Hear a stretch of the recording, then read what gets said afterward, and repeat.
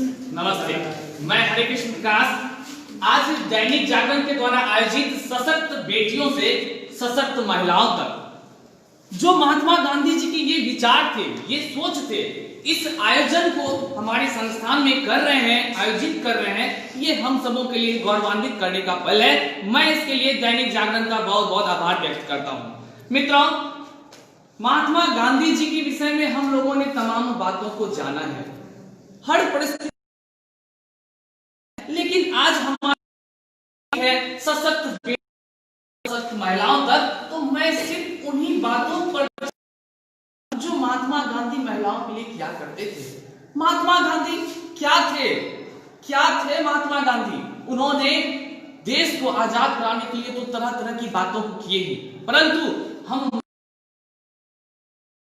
और जो देश के हमारी भावी महिलाएं हो चुकी हैं, उनके लिए आत्मसम्मान और उनको बढ़ाने के लिए उन्होंने अकथ परिश्रम किया है, लगातार परिश्रम किया है। मैं बात करना चाहूंगा उस समय का जब हमारे महात्मा गांधी जी 1915 ईस्वी में पूर्णतः अफ्रीका से लौटकर भारत आ चुके थे।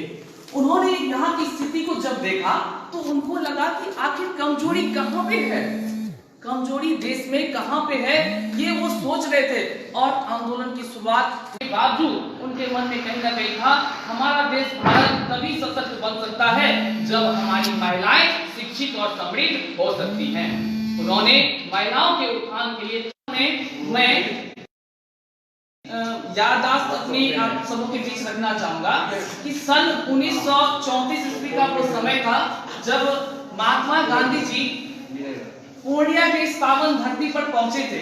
सन 1934 का वो समय था जब महात्मा गांधी पूर्णिया की इस पावन धरती पर पहुंचे थे और उन्होंने यहाँ, चूंकि मैं पूरा देश में महात्मा गांधी जी यहाँ पे आंदोलन को छेड़े हुए थे, उस क्रम को मैं अपने पूर्णिया के पावन धरती को जोड़ते हुए आप सबों के बीच रखता हूँ, चूंकि जानकारी हम सबों तक होनी चाहिए।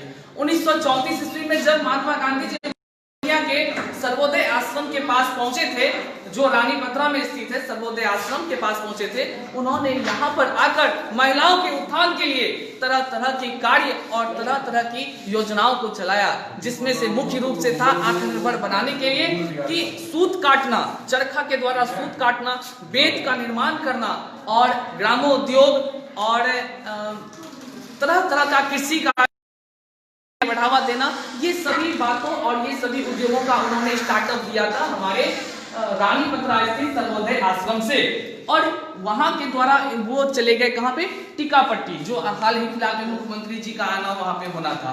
तो इन सभी के माध्यम से महात्मा गांधी का एक ही सोच था कि हमारी देश की महिलाएं, हमारी देश की बेटियां का भावी पीढ़ी का निर्माण करें, अर्थात उनके बीच, उनके मन में ये चीज का कभी भाव ना आए कि हम पुरुषों से कम हैं। हमारी बहन ने बहुत ही अच्छा से प्रस्तुत किया कि उनका मानना था कि नारी अबला नहीं, उनके मन में लगने लगा कि देश की महिलाएं कहाँ हैं, हमारे घर की महिलाओं में आत्मविश्वास और सक्षम हो जाए और उसके लिए वो कदम उठाए। तो उन्होंने महिलाओं को सशक्त करने, महिलाओं के अंदर कुप्रथा थी, जैसे अभी एक बहन ने यूज किया कि जाति प्रथा, पर्दा प्रथा, सती प्रथा, इन सबों के विरुद्ध उन्होंने आवाज उठाया। गांधी जी का मानना था कि हमारी महिला जब देश के विकास में सहयोग करेंगी तो देश का एक उत्थान होगा और हमारा देश आजाद होगा और पूर्णतः आजादी की ओर चलेंगे। तो मैंने गांधी जी के विचारों, सपनों पर जो अभिलाषा, इस अभिलाषा में हमारी सभी जो गांधी जी के विचार थे महिलाओं के लिए से लेकर हर तरह की बातें हैं।